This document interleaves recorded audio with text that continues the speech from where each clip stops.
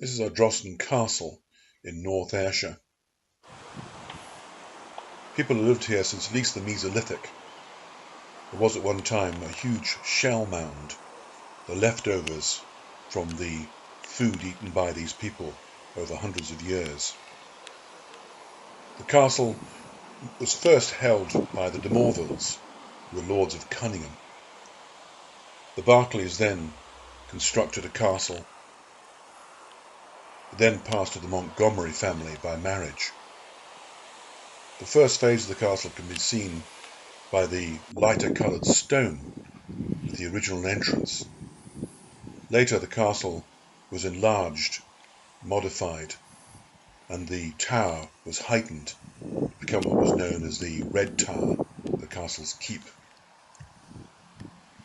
The old main entrance was blocked twice. A gun loop was inserted at one point. At the top of the keep you can make out the ornate fire surround, showing that a degree of luxury was coming to the castle.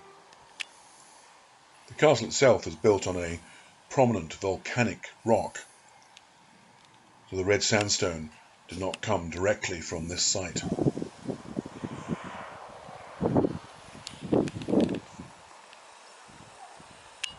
The large vaulted chamber is the kitchen in the second of the two towers of the castle. Nearby is Wallace's larder. This is a slightly gruesome tale. William Wallace, by subterfuge, fooled the soldiers into opening the gates and leaving, at which point he attacked them, killed many of them, and threw them into a vaulted chamber within the Red Tower, so it became known as Wallace's larder. On the west side, the moat is quite obvious, so that's filled with vegetation.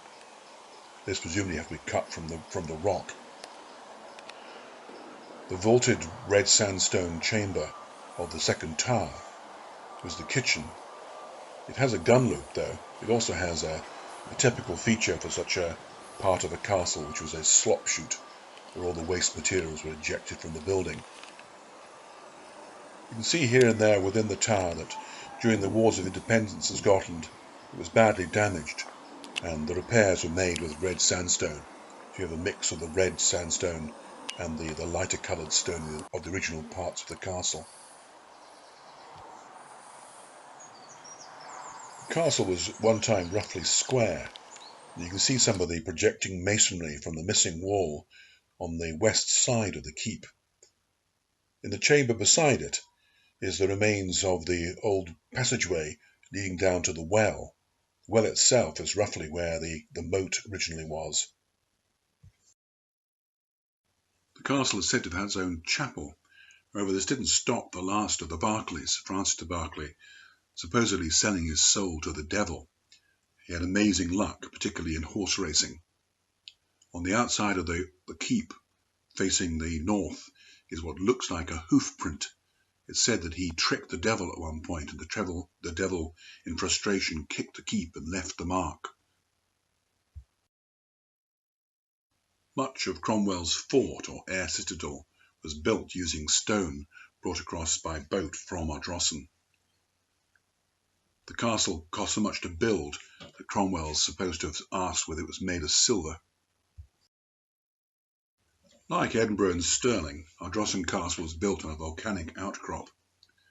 Quite apart from Cromwell stealing the stone, it's also likely that the old parish church, the ruins of which lie nearby, was built with stone robbed from the castle. It's also known that at one time the castle stood in the middle of a hunting park, hence the name Parkhouse, and it's likely that the pale, or the wall, built around it was built using stone taken from the castle.